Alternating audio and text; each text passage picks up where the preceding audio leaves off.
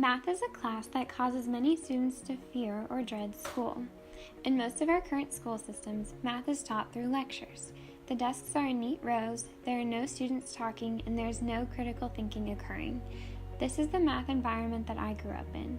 However, most students are not strictly auditory learners. They do not learn well from being told what or how to do something. I was given the privilege of taking this math class through the education department at Abilene Christian University and being able to teach a small group of 5th graders at Johnston Elementary School for 45 minutes once a week for 5 weeks. This math class at ACU has challenged me to teach math in a way that is more engaging and challenging for students using effective lesson plans, manipulatives, and assessments. I believe that a teacher is a professional in providing learning opportunities and growth for students so that they can take ownership in building their own knowledge. My small group of 5th graders consisted of 3 competitive boys and 1 girl who had math anxiety. I was fortunate enough to work with these incredible students, and I believe that I learned from them more than what they had learned from me.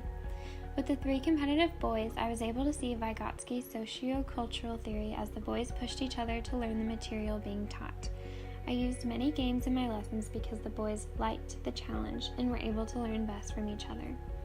I encouraged the boys to teach one another as I guided them with questions. This experience extended their zone of proximal development as they were able to learn from their peers. My student with math anxiety was very standoffish and was reluctant to complete any of the work. When my partner teacher and I asked her any questions, she would simply ignore us and or try to walk away. I learned to make the games competitive with the boys and to partner her with a teacher so that she could spend more time completing the problem.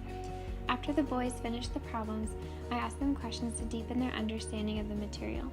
This way, the girl student was able to have more time to complete the math problem, which helped ease her anxiety. This was the first time I have been able to carry out a lesson plan that I had written, and I learned very quickly what worked and what did not work. This experience challenged me to think outside of the box and to be prepared for lessons that end up being shorter or longer than I had planned for. This teaching experience gave me more of an insight to how teaching can be in the field because sometimes my lessons will not go always according to plan. I now have a greater understanding on what good manipulatives are and how they should be used on a regular basis. Manipulatives should be creative and accessible, but most importantly, they should aid in the building of schemas as students progress through concepts. When I began the semester, the manipulatives I used for my lessons consisted of matching vocabulary, a poster of a coordinate graph, and worksheets. By the end of the semester, I was using colored anchor charts, a vocabulary dice, fraction flipbooks, fraction circles, personal whiteboards, and a Jeopardy game board. By using more helpful and creative manipulatives, my students were more engaged in the lesson. Lastly, I've grown in the way I use the assessments. When I began the semester in the field, I was using a simple checklist to determine if my students were completing the problems correctly or not. However, by the end of the semester, I was using a more in-depth checklist that allowed me to document their thinking and the skills and processes that they needed to understand in order to complete the problem. Piaget's constructivist theory was evident as I used this new checklist because it allowed me to ask questions about why the procedures worked, if it would look the same under different circumstances, and what the math they were doing looked like. These conversations challenged my students' thinking by having to explain what they knew and to make new connections. This field experience was helpful and it allowed me to grow in the way I utilized my lesson plans, manipulatives, and assessments. This was not an easy experience, but it challenged me to carry out the material that we have been learning in class.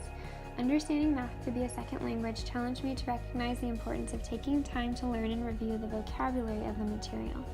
I accomplished this by not only giving my students vocabulary matching cards, but to give them a vocabulary dice with only the terms on it and having them form their own definition. Using anchor charts allowed me to give a visual representation to the words I was using in my lesson. With my small group, I left portions of the anchor chart blank so that they would be able to take ownership in the lesson by filling parts of it out.